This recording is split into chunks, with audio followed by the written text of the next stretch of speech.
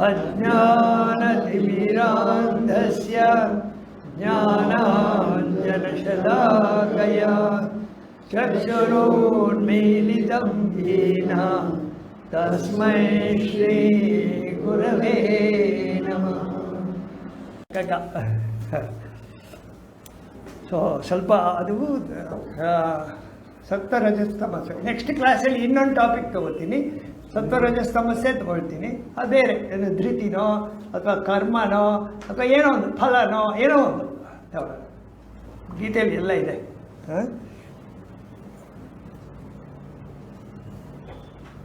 555 ಇಲ್ಲ ಒಂದು ಹೇಳ್ತೀರಿ. ಧರ್ಮ ಸಂಕಟದಿ ಮನತಲ್ಲಣಿಸುತ್ತಿರುವಂದು.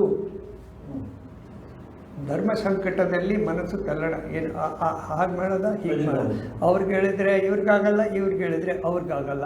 ಸುಮ್ಮನೆ ಅವ್ರ ಕಡೆ ಕೂತಿರ್ತೀನಿ, ಏನು ಮಾತಾಡೋಕ್ಕಾಗೋ ಸ್ಥಿತಿಯಲ್ಲಿ ಇರ್ತೀನಿ. ಆವಾಗ ಏನು ಮಾಡಬೇಕು? ನಿರ್ಮತಿಸು ನಿನ್ನ ಆತ್ಮವನ್ನೇ ಮಮತೆ ಬಿಟ್ಟು, ನಿನ್ನ ಈಗೋ ಲೆವೆಲಿನ ಬಿಟ್ಟುಬಿಟ್ಟು ಬರೀ ಆತ್ಮಗಳಿಗೆ ಹೋಗಿ ಅಲ್ಲಿಂದ ನೋಡು ಅಂತ. To solve any problem is to rise above the problem. Chinmaya ಅಂದರು, to solve any problem is to rise above. ನೀವು ಅಲ್ಲೇ ಇದ್ರೆ ಏನಾಗುತ್ತೆ ಗೊತ್ತಾ? You are also one of the problem. ನೀವು ಅದ್ರ ಜೊತೆ ಒಂದು ಪ್ರಾಬ್ಲಮ್ ಆಗಿರ್ತೀರ. ನೀವು ಮೇಲೆ ಹೋದಾಗ ನಿರ್ಮತಿಸಿ ನಿಮ್ಮ ಆತ್ಮನೇ ಮಮತೆ ಮಮಕಾರ ನನ್ನ ಕಲರನ್ನು ತೆಗೆದು ಅದು ಮಾಡಿ ನಿರ್ಮಮದ ಸದ್ವಿವೇಕ. ನಿರ್ಮಮ ಅಂದರೆ ನನ್ನತನ ಇಲ್ಲದೆ ಇರೋದು. ಸದ್ವಿವೇಕ. ಸದ್ವಿವೇಕ ಅಂದ್ರೇನು? ಸಾತ್ವಿಕದ ಒಂದು ಇದು. ಸತ್ ಅಸತ್ ಏನು? ಸತ್ ಅಂದ್ರೇನು? ಅಸತ್ ಅಂದ್ರೇನು? ಅಸ್ತಿತ್ವ ಇಲ್ಲದೆ ಇರೋದು, ಪ್ರಕೃತಿ ಜಡ. ಸತ್ ಅಸತ್ ಕಾರ್ಯ ಬ್ರಹ್ಮ ಕಾರಣ ಬ್ರಹ್ಮ. ಕಾರ್ಯಬ್ರಹ್ಮ ಕಾರಣ ಬ್ರಹ್ಮ ಅಂತ ಹೇಳಿ. ಸತ್ ಯಾವುದು ಸತ್? ಸತ್ ಸದ್ ಅಸತ್ ವಿವೇಕ ಅಂದ್ರೇನು? ಸತ್ ಅಸತ್ ಸತ್ ಸದ್ದರ್ಶನ. ಅಸತ್ ಅಂದ್ರೇನು? ಯಾವುದು ಇಲ್ವೋ, ಯಾವುದು ಮಾಯೆ, ಯಾವುದು ತೋರಿಕೆ, ಅದು ಅಸತ್. ಸತ್ ಅಂದ್ರೇನು? ಯಾವುದು ಯಾವಾಗಲೂ ಇರುತ್ತೋ. ನಿಮ್ಮ ಪ್ರಾಬ್ಲಮಲ್ಲಿ ಸತ್ಯ ಯಾವುದು? ಅದು ಹಿಂದ್ಗಡೆ ಇದೆ. ಅಸತ್ಯ ಯಾವುದು? ಪ್ರಾಬ್ಲಮ್ಮೇ ಅಸತ್ತು. ಕಿತ್ತು ಬಿಸಾಕಿ ಅದನ್ನು. ಆ ಪ್ರಾಬ್ಲಮ್ನೇ ಕಿತ್ತು ಬಿಸಾಕಿ. ಅದು ಅಸತ್. ಭಾವನೆಗಳ ಮಹಾಪೂರ. ಭಾವನೆಗಳು ಯಾರಿಗೆ ಬೇಕು? ಚಿನ್ಮಯೇಂದ್ರ ಹೇಳ್ತಾರೆ ಒಂದು ಕಡೆ, ಅನ್ನೆಸೆಸರಿ ಇಮೋಷನ್ಸ್. ಅನ್ನೆಸೆಸರಿ ಇಮೋಷನ್ ಬೇಕಾ? ಮನುಷ್ಯನಿಗೆ ಆಗಿರೋ ಸಂಬಂಧಗಳು ಅದನ್ನು ನಾವು ಇಟ್ಕೊಂಡು ಒದ್ದಾಡಬೇಕಾ? ಅದೆಲ್ಲ ಹೋಗೋವಂಥವು. ಕಾಲ ಪ್ರವಾಹದಲ್ಲಿ ಬರೋದು ಹೋಗೋದು. ಅದನ್ನ ಇಟ್ಕೊಂಡು ಯಾಕೆ ಒದ್ದಾಡಬೇಕು? ಅದನ್ನ ಇಟ್ಕೊಂಡು ಮನಸ್ಸಿಗೆ ಯಾಕೆ ಟ್ಯಾಕ್ಸ್ ಮಾಡಬೇಕು? ಬೇರೆ ಆಲೋಚನೆಗಳಿಲ್ವಾ? ಸತ್ ಅಸತ್ ವಿವೇಕ. ಸದ್ವಿವೇಕ ಅಸತ್ ವಿವೇಕ. ಸತ್ ಅಸತ್ ನೋಡಿ. ಸದ್ವಿವೇಕದ ದೀಪ, ಅದು ದೀಪ. ನೀನು ನೆಮ್ಮಲು, ನೀನು ಆಶ್ರಯಿಸಲು ಇನ್ನೇನಿದೆ? ಏನೇ ಪ್ರಾಬ್ಲಮ್ ಅಂದರೂ ಕೂಡ ಇದು ಪ್ರಪಂಚಕ್ಕೆ ಸಂಬಂಧಪಟ್ಟಿದ್ದ, ನನಗೆ ಸಂಬಂಧಪಟ್ಟಿದ್ದ. ಪ್ರಪಂಚ ಸಂಬಂಧಪಟ್ಟಿದ್ದ ಅದು ಅಲ್ಲೇ ಇರಲಿ, ನನಗೆ ಬೇಡ. ಪ್ರಪಂಚಕ್ಕೆ ಸಂಬಂಧಪಟ್ಟಿದ್ದು ಅವ್ರು ಇಟ್ಕೊಳ್ಳಿ, ನನಗೆ ಬೇಡ, ನಾನು ಅದರಲ್ಲಿ ಇಲ್ಲ. ಸತ್ ಅಸತ್ ವಿವೇಕ. ಧರ್ಮ ಸಂಕಟದ ಏನಾರ ಗಲಾಟೆ ಆದಾಗ ಒಂದು ಕಡೆ ಕೂತ್ಕೊಂಡು ನೀವು ಆಲೋಚನೆ ಮಾಡಿದಾಗ, ನಾನೊಂದು ಸರಿ ಒಂದು ಸ್ಟೋರಿ ಹೇಳಿದ್ದೆ. ಏನೋ ಆದಾಗ ಎಷ್ಟೋ 30-40 ವರ್ಷದ ಹಿಂದೆ ಏನೋ ಸ್ವಲ್ಪ ಮಾತುಕತೆ ಜಗಳ ಆದಾಗ ಸೀದಾ ಅಲ್ಲಿ ಲಾಲ್ಬಾಗಲ್ಲಿ ಕೆರೆ ಹತ್ರ ಹೋಗಿ ಒಂದು ಕಲ್ ಮೇಲೆ ಕೂತ್ಕೊಂಡು ಒಂದು ಕಗ್ಗ ಓದೋದು, 2 ಕಗ್ಗ ಓದೋದು, 3ನೇ 4ನೇ ಕಗ್ಗಕ್ಕೆ ಕಗ್ಗನೂ ಬೇಡ ಅಂದರೆ ಆಲೋಚನೆ ಇಲ್ಲ. ನೋ ಮೈಂಡ್ ಸ್ಟೇಟ್ ಬಂದುಬಿಡ್ತು. ನೋ ಮೈಂಡ್ ಸ್ಟೇಟಲ್ಲಿ ನಿಮಗೆ ಪ್ರಾಬ್ಲಮ್ ಎಲ್ಲಿದೆ? ಪ್ರಾಬ್ಲಮ್ ಹೊರಗಡೆ ಗಬ್ಬು ತಂದು ತಲೆಯಲ್ಲಿ ಇಟ್ಕೊಂಡಾಗ ಪ್ರಾಬ್ಲಮ್ಮು. ಅದು ಯಾಕೆ ಬೇಕು? ಒಳಗಡೆ ಪ್ರಪಂಚಕ್ಕೆ ಸಂಬಂಧಪಟ್ಟಿದ್ದು ಯಾಕೆ ಬೇಕದು? ಬಿಸಾಕಿ. ಅದನ್ನು ಡೆವಲಪ್ ಮಾಡೋದು ಎಲ್ಲಿ ಬಂತು? ಆ ಟಿ ವಿ ಅವ್ರು ಮಾಡ್ಕೊಳ್ಳಿ ಬಿಡಿ, ನಮಗೆ ಸಂಬಂಧ ಇಲ್ಲ. ಅವ್ರಿಗೆ ಅದೇ ಕೆಲಸ, ಅವ್ರಿಗೆ ದುಡ್ಡು ಬರುತ್ತೆ. ನಿರ್ಮಮದ ಸದ್ವಿವೇಕಕ್ಕಿಂತ ನೆಮ್ಮಲು ಇನ್ನೇನಿಹುದು. ನೆಕ್ಸ್ಟ್ ಕಗ್ಗ ನೆಮ್ಮಲು ಒಂದೇ ಆಶ್ರಯಿಸಲು. ನೀವು ಆಶ್ರಯ ಮಾಡಬೇಕಾದ್ರೆ ಸತ್ ಅಸತ್ ವಿವೇಕ ಒಳಗಡೆ ಏನು? ಕೂಟಸ್ಥ ಚೈತನ್ಯ ಇರಬೇಕಲ್ಲಿ. ಅದರಲ್ಲಿ ನಿಮ್ಮ ನಂಬಿಕೆ ಇರಬೇಕು. ಆವಾಗ ಏನು ಕಚಡ ಬಂದರೆ ಹೋಗಲ್ಲ ಅಂತ ಬಿಸಾಕು, ಎತ್ಕೊಂಡು ನನ್ನ ಹತ್ರ ತರಬೇಡ ಅಂತ ಹೇಳಲ್ವ. ಬಿಸಾಕ ಅಲ್ಲಿ ನಮಗೆ ಕೊಟ್ಬಿಡೋಣ, ಅವನ್ನ ಇಟ್ಕೊಳ್ಳಿ, ನಮಗೆ ಬೇಡ. ಆಯಿತಾ? ನೆಕ್ಸ್ಟ್ ಕಗ್ಗ ತಗೊಳ್ಳಿ ಸರ್. ಹೋದ ಸರಿ ಪುನಃ ಮಾಡಬೇಕು ಅಂತ ಹೇಳಿದ್ರಲ್ಲ, ಅದು ಮಾಡ್ತೀನಿ. 148 ಪುನಃ ಇನ್ನೊಂದು ಸರಿ ಹೇಳಬೇಕು ಅಂತ ಹೇಳಿದ್ರು.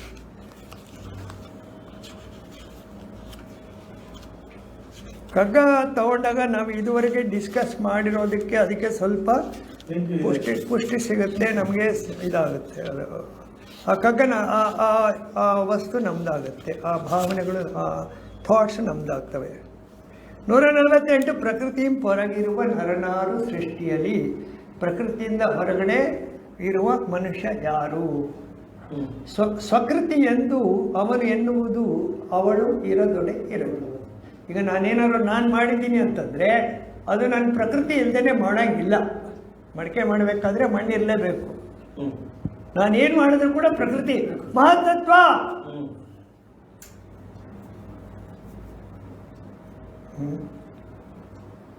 ಮಹತ್ತತ್ವ ಇರಬೇಕು.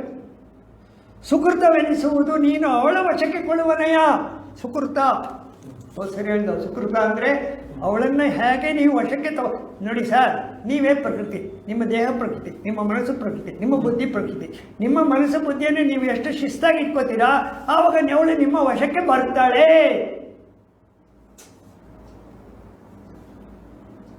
ನೀವು ಲಗಾಮಿಂದ ಅದನ್ನು ಬಿಟ್ಬಿಟ್ರೆ ಪ್ರಕೃತಿ ಮುನಿದು ದಂಡಿಪಳಾಕೆ. ಅವಳನ್ನ ಇಂದ್ರಿಯಗಳು ಆಕೆಯವು, ಮಿತದಳು ಅವುಗಳ ಬಳಸಿ ತೇರು ಸಲುವ ಬಾಡಿಗೆಯ ಮಂಕುತಿಮ್ಮ. ಇಂದ್ರಿಯಗಳು ಅವಳಿಗೆ ಸೇರಿದ್ದು, ಪ್ರಕೃತಿಗೆ. ಅವುಗಳನ್ನು ಮಿತದಳು ಅವುಗಳ ಬಳಸಿ ತೇರು ಸಲುವ ಬಾಡಿಗೆ ಕೊಡ್ಬೇಕು ನೀನು ಅವಳಿಗೆ. ಈ ಬಾಡಿ ಬಂದಿದ್ದಕ್ಕೆ ಪ್ರಕೃತಿಗೆ ನೀವು ಏನು ಕೊಟ್ಟಿದ್ದೀರಾ ಬಾಡಿಗೆ? ಹೇಗೆ ಕೊಡ್ತೀರಾ? ಮಿತದಳು ಅವುಗಳ ಬಳಸಿ. Discipline living. ಪ್ರಾಣಿ ಪಕ್ಷಿಗಳೆಲ್ಲ ಡಿಸಿಪ್ಲಿನ್ ಆಗಿಲ್ವಾ? ಮರಗಳು ಗಿಡಗಳೆಲ್ಲ ಇಲ್ವಾ? ನೀವು ಮಾತ್ರ ಯಾಕೆ ಎಡವಟ್ಟು ಹೆಂಗೆಂಗೋ ಇರೋದು? ಅವರೆಲ್ಲ ಇಲ್ವಾ ಕರೆಕ್ಟಾಗಿ? ಯಾಕೆಂದರೆ ನಿಮಗೆ ಫ್ರೀಡಮ್ ಇದೆ. ಕರ್ತುಂ ಶಕ್ಯಂ ಅಕರ್ತುಂ ಶಕ್ಯಂ ಅನ್ಯಥಾ ವಾ ಕರ್ತುಂ ಶಕ್ಯ. ನೀವು ಮಾಡಲೂಬೋದು, ಮಾಡದೇ ಇರಲಿಬೋದು, ಬೇರೆ ಥರ ಮಾಡ್ಬೋದು. ಪ್ರಾಣಿಗಳಿಗೆ ಅದಿಲ್ಲ. There are programmed. ಅದಿರೋದ್ರಿಂದ ನಮಗೆ ಪ್ರಾಬ್ಲಮ್. ಇಷ್ಟೆಲ್ಲ ಓದಬೇಕು. ಇಲ್ಲಿ ಹೋದರೆ ನಾವು ಯಾಕೆ ಓದಬೇಕು? ಪ್ರಾಣಿ ಅದು ಹಸು ಶಾಸ್ತ್ರ ಓದಬೇಕಾ? ಅದು ಬೈ ಬೇಸಿಕಲಿ ಅದು ವೇದಾಂತಿ, ಅದು ಅಧ್ಯಾತ್ಮ. ಆರಾಮಾಗಿ ಹೋಗ್ತಾ ಇರುತ್ತೆ. ಪ್ರೋಗ್ರಾಮ್ಡ್. ಪ್ರಕೃತಿ ಅದ್ರ ಮೂಲಕ ಕೆಲಸ ಮಾಡ್ತಾ ಇದೆ. ಅದು ನೇಚರ್ಗೆ ಸರೆಂಡರ್ ಆಗಿದೆ, ನೇಚರ್ ಜೊತೆ ಇದೆ, ಹಾರ್ಮೋನಿ ಆಗಿದೆ. ಅದು ಯಾವಾಗ ಕೂತ್ಕೋಬೇಕು, ಯಾವಾಗ ತಿನ್ನಬೇಕು, ಯಾವ ಮೆಲ್ಕ್ ಹಾಕಬೇಕು, ಅದು ಮಾಡ್ಕೊಂಡು ಹೋಗ್ತಾ ಇರುತ್ತೆ. ಅದು ಬೇರೆಯವ್ರ ಬಗ್ಗೆ ಅಸೂಯೆ ಪಡಲ್ಲ. ನನ್ನ ಕೊಂಬು ಹೀಗಿರಬೇಕು, ನಾನು ಸ್ಟೈಲ್ ಅದಿಲ್ಲ. ಅದಕ್ಕೆ ಆ ಕಾಂಪ್ಲೆಕ್ಸೇ ಇಲ್ಲ. ಅದಕ್ಕೆ ಕಾಂಪ್ಲೆಕ್ಸ್ ಇರೋದು ನಮಗೆ. ಈ ಕಾಂಪ್ಲೆಕ್ಸನ್ನು ಮೇಂಟೈನ್ ಮಾಡೋದು ನಾವು. ಕಾಂಪ್ಲೆಕ್ಸನ್ನು ಮೇಂಟೈನ್ ಮಾಡೋಕ್ಕಾಗ್ದೇ ಒದ್ದಾಡೋದು, ತಲೆ ಕೆಡಿಸ್ಕೊಳ್ಳೋದು. ಅವ್ರು ಹಾಗೆ ಹೇಳ್ಬಿಟ್ರು, ಇವ್ರು ಹೀಗೆ ಹೇಳ್ಬಿಟ್ರು, ನಾನು ಹಾಗೆ ಹೇಳ್ಬಾರ್ದಾಗಿ. ಇದು ಬೇರೆ. ಸೊ ಸುಕೃತವೆನಿಸುವುದು ಅವಳಲ್ಲಿ ವಶಕ್ಕೆ ಕೊಳವನಯ. ವಿಕೃತಿಗೆ ಎಡೆಯಾಗದಿರು ಅಂದರೆ ನಾನೇನದು ಹೊಸರಿ ಒಂದು ಕಗ್ಗ ಹೇಳ್ದೆಲ್ಲ, ಇರುವ ಕೆಲಸವ ಮಾಡು ಕಿರಿದೆನದೆ ಮನವಿಟ್ಟು ದೊರೆತದ ಅಸಾಧವೆಂದಿನ್ನು ಗೊಣಗಿಡದೆ ಧರಿಸು ಲೋಕದ ಭರವ ಪರಮಾರ್ಥವನ್ನು ಬಿಡದೆ ಹೊರಡು ಕರೆ ಬರಲು ಹೋಗ್ತಾ ಇತ್ತು. ದೊರೆವ ಜೀತಕ್ಕೆ ದುಡಿತ, ಮರುದಿನದ ಚಿಂತೆ ಮಿತ, ಹೊರೆಯ ಹಗುರಾಗಿಸುವ ಗೆಳೆಯರೊಡನಾಟ, ಸರಳತೆಯ ಪರಿತುಷ್ಟಿ, ಪರಮಾರ್ಥ ದೃಷ್ಟಿ, ಇವು ಸರಿಗೂಡೆ ಸುಕೃತ.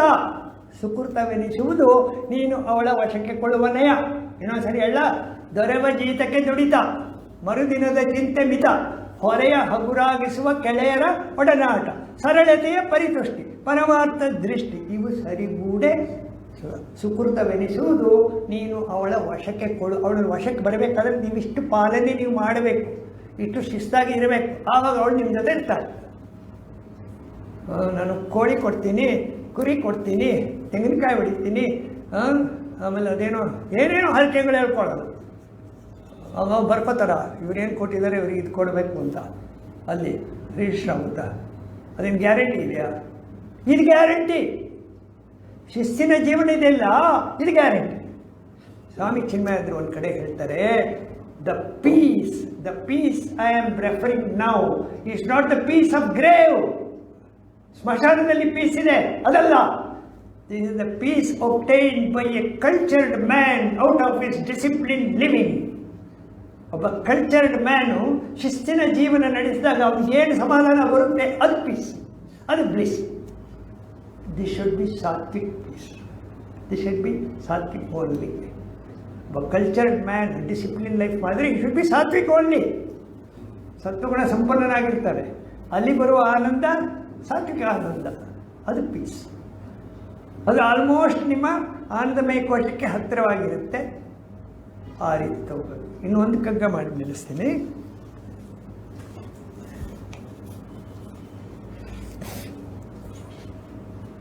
157 ನಮ್ಮದು ಅದು ಮೊದಲದು ಸಾತ್ವಿಕದ ಮಾಡಿದ್ರಲ್ಲ, ಅದು ಬಂತು ಇವಾಗ. 157 ಕಗ್ಗ 157. ಪರಬೊಮ್ಮನು ಸಿಕ್ತಾ? ಪರಬೊಮ್ಮನು ಆ ವಿಧಿಯ ನೇಮಿಸಿದುದು ಏತಕ್ಕೆನೆ. ವಿಧಿ ಅಂದ್ರೇನು? ವಿಧಿ ಅಂದರೆ ನಮಗೆ ಎಂಡು ಹೋಗೋದು ಭಯ. ಎಲ್ಲರಿಗೆ ಏನು ಭಯ ಇದೆ? ಸಾವಿನ ಭಯ, ಅದು ವಿಧಿ. ಮುಂದೆ ಏನಾಗುತ್ತೆ ಯಾರಿಗೂ ಗೊತ್ತಿಲ್ಲ, ಅದೇ ಭಯ. ಅದನ್ನು ಯಾಕೆ ಮಾಡಿದ್ದಾನೆ ಅಂದರೆ ನರಜಾತಿ ಸಹಾನುಭೂತಿಯ ಕಲಿಯಲೆಂದು. ಭಯ ಯಾಕೆ?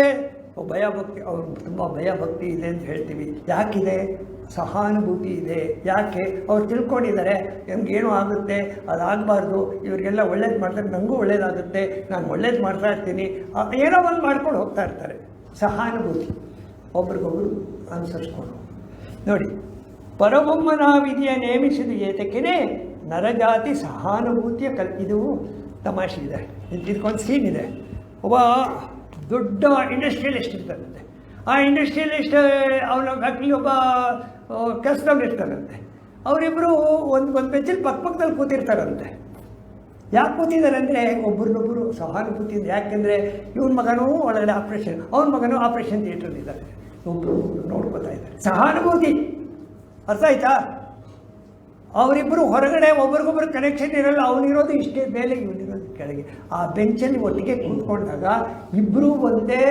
ಇವನ ಮಗನೂ ಆಪರೇಷನಲ್ಲಿ ಆಗ್ತಾಯಿದೆ, ಇವನ ಮಗನೂ ಆಪರೇಷನ್ ಆಗ್ತಾಯಿದೆ, ಇಬ್ಬರಿಗೂ ಒಂದೇ ಮಿಡಿತ ಆಗ್ತಾಯಿದೆ, ಒಬ್ಬರನ್ನೊಬ್ಬರು ಕಂಡುಕೊಳ್ತಾ ಇದೆ. ಸಹಾನುಭೂತಿ ವಿಧಿ ಇದು ಮಾಡುತ್ತೆ. ಅರ್ಥ ಆಯ್ತಾ? ಪರಬೊಮ್ಮನ ವಿಧಿಯ ನೇಮಿಸಿದ ಏತಿಕೆನೆ ನರಜಾತಿ ಸಹಾನುಭೂತಿಯ ಕಲೆಯಲೆಂದು ಪರರೆಂಬರು ಇಲ್ಲ. ಸತ್ವಿಕ ಬುದ್ಧಿ ಓದಿದ್ರಲ್ಲ ಅವಾಗ, ಆತ್ಮಾಂಶರು ಎಲ್ಲರೂ ಎನ್ನುತ್ತ ಬೇರೆ ನೀನು ವಿಶ್ವದಲ್ಲಿ ಮಂಕುತಿಮ್ಮ. ಎಲ್ಲರೂ ಆತ್ಮಾಂಶರು, ಸಾತ್ವಿಕ ಗುಣ. ಸರ್ವಭೂತೇಶು ಏನೈಕಂ ಭಾವಮವ್ಯಂ ಇಚ್ಛತೆ. ಹೌದಾ? ಬೇರೆ ನೀನು ಈ ಥರ ಬೇರೆ ನೀನು ಅಂದರೆ ಎಲ್ಲರ ಹತ್ರ ಮಾತಾಡ್ಕೊಂಬರೋದಲ್ಲ. ನಿಮ್ಮ ದೃಷ್ಟಿ ಅವರ ಮೇಲೆ ಬಿದ್ದಾಗ ಆ ಸಹಾನುಭೂತಿ ದೃಷ್ಟಿ, ಆ ಪ್ರೀತಿಯ ದೃಷ್ಟಿ, ಆ ಕಂಪ್ಯಾಷನ್. ನೋಡಿ, ಕಗ್ಗದಲ್ಲಿ ಒಂದು ಮಾಸ್ಟ್ರು, ಅವನು ಭಾನುವಾರ ರಜಾ, ಅವನೇನು ಮಾಡ್ತಾರೆ ಅಂದರೆ ಗುಡೀಲಿ ಹೋಗಿ, ಗುಡಿಯ ಒಂದು ಶಾಲೆ ಅಲ್ಲಿ ಜಗಲೀಲಿ ಕೂತ್ಕೊಂಡು ಒಂದು ಹಳೆಯ ಬೆಡ್ಶೀಟ್ ಹೊತ್ಕೊಂಡು ಕೂತಿರ್ತಾನೆ. ಅದು ಹೇಳ್ತಾರೆ, ಹೊಳೆಯ ಕಣ್ಣ ಕಾಣದರ್ಗೆ ಮೂಟೆ ಥರ ಕೂತಿರ್ತಾನೆ. ಅಷ್ಟು. ಅವನೇನು ಮಾಡ್ತಾನೆ, ಗುಡೀಲಿ ಕೂತಿದ್ದಾನೆ, ಹೋಗಿ ಬರುವ ಭಕುತ ಜನಕ್ಕೆ ಮರುಕ ನೋಟವ ಬೀರುವಂ. ಆ ಹೊಳೆಯ ಕಣ್ಣು ಏನು ಮಾಡ್ತಾ ಇದೆ ಅಂದರೆ, ಅಯ್ಯೋ ದೇವರೇ ಕಷ್ಟಪಡ್ತಾ ಇದ್ದಾರಲ್ಲ, ಇವರು ಒಳ್ಳೇದು ಮಾಡಪ್ಪ. ಸಹಾನುಭೂತಿ. ಸರ್ವಭೂತೇಶ ಏನೈಕಂ ಭಾವಮವ್ಯಂ ಇಚ್ಛತೆ. ಇವನೇ ದೇವರಾಗ್ಬಿಟ್ಟಿರ್ತಾನೆ, ಇವನ ಮೂಲಕ ದೇವರ ಗ್ರೇಸ್ಫುಲ್ ಇದೆ. ಕಲ್ಲಿಂದ ಬರಬೇಕಾಗಿಲ್ಲ, ಇಂಥ ವ್ಯಕ್ತಿಗಳ ಮೂಲಕ ಬಂದರೆ ಸಾಕು. That is grace.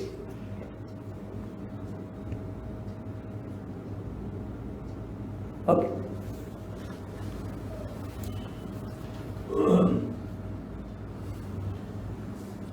ಸರ್ವೇ ಭವಂತು ಸುಖಿನಃ, ಸರ್ವೇ ಸಂತು ನಿರಾಮಯಾಃ, ಸರ್ವೇ ಭದ್ರಾಣಿ ಪಶ್ಯಂತು, ಮಾ ಕಶ್ಚಿತ್ ದುಃಖಭಾಗ್ ಭವೇತ್.